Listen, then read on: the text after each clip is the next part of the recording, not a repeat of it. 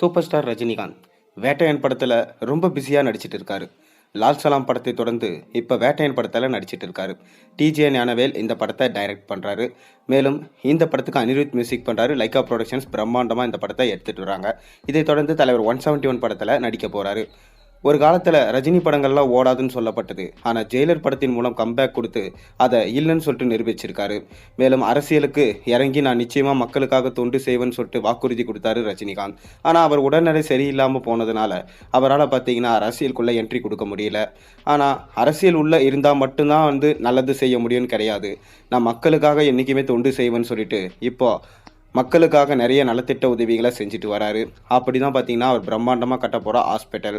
அதை தொடர்ந்து பார்த்தீங்கன்னா தண்ணீர் நீர்மோர் பந்தல் எல்லாத்தையும் வச்சார். அதை தொடர்ந்து மக்களுக்காக இப்போ ஒரு புது விஷயம் ஒன்று பண்ணிட்டு இருக்காரு. அது என்னன்னு தெரிஞ்சுக்கிறதுக்கு முன்னாடி மறக்காமல் சேனலுக்கு சப்ஸ்கிரைப் பண்ணுங்கள், லைக் பண்ணுங்கள், பெல் ஐக்கனை ப்ரெஸ் பண்ணுங்கள். வாங்க வீடியோக்குள்ளே போகலாம். அதாவது ரஜினிகாந்த் அவருடைய ஒய்ஃப் மூலமாக, அதாவது லதா ரஜினிகாந்த் மூலமாக ஆசிரமம் ஸ்கூலை நடத்திட்டு வராரு. இந்த ஸ்கூலில் கூட பார்த்தீங்கன்னா சமீபத்தில் பேன் பண்ண போகிறோம், அதுக்கான வரித்தொகையை ரஜினிகாந்த் கட்டலைன்னு சொல்லிட்டு ஒரு சில குற்றச்சாட்டுகள் அவர் மேலே எழுந்தது. ஆனால் அதெல்லாம் இல்லைன்னு சொல்லிட்டு அவர் உறுதிப்பட நிரூபித்தார். அதை தொடர்ந்து இப்போது ஒரு தரமான சம்பவம் செஞ்சுருக்காரு சூப்பர் ஸ்டார் ரஜினிகாந்த். அது என்னென்னா பார்த்தீங்கன்னா, ஏழை எளிய மக்கள் அவங்களுக்கு படிப்பு தான் முக்கியம், படிப்பு இருந்தால் அவங்களே நிச்சயமாக முன்னேறிடுவாங்கன்றதுக்காக அவங்களுக்காக இலவசமாக பார்த்தீங்கன்னா பள்ளியில் சீட்ஸுகளை வழங்கியிருக்காராம். அதாவது யார் யாரெல்லாம் படிக்க முடியாதோ, யார் யாரெல்லாம் படிக்கிறதுக்கு கஷ்டப்படுறாங்களோ அவங்களுக்கு ரஜினிகாந்த் அவர்கள் அவருடைய இன்ஸ்டிடியூஷன்ஸில் படிக்கிறதுக்கு இலவசமாக சீட் கொடுக்க போகிறாரு. ஏன்னா ஏழை எளிய மக்கள் படிக்க முடியாமல் துயரப்படுறதை பார்த்து ரொம்ப வேதனை அடைந்த ரஜினிகாந்த் அவங்களுக்கு இலவசமாக நம்மளோட பள்ளியில் சீட் கொடுப்போம், மேலும் பணக்காரர்களுக்கு அவங்க கட்டண தொகையை கட்டட்டும், ஏழைகள் அவங்களால முடிஞ்ச தொகையை கட்டட்டும் அப்படின்னு சொல்லிட்டு சொல்லியிருக்காரு.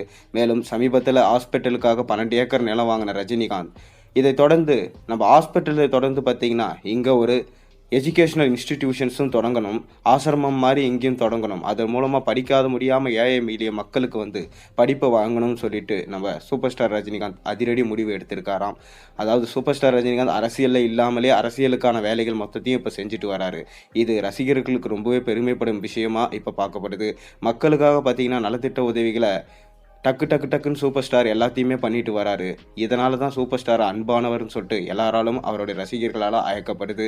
நீங்கள் ரஜினிகாந்த் இந்த மாதிரி சேவை செய்யறதை எந்த மாதிரி பார்க்குறீங்கன்றது உங்களோட கமெண்ட்டை கீழே கருத்தை சொல்லுங்கள். மேலும் சேனலை போகிற மறக்காம சப்ஸ்கிரைப் பண்ணுங்கள், லைக் பண்ணுங்கள், பெல் ஐக்கனை ப்ரெஸ் பண்ணுங்கள்.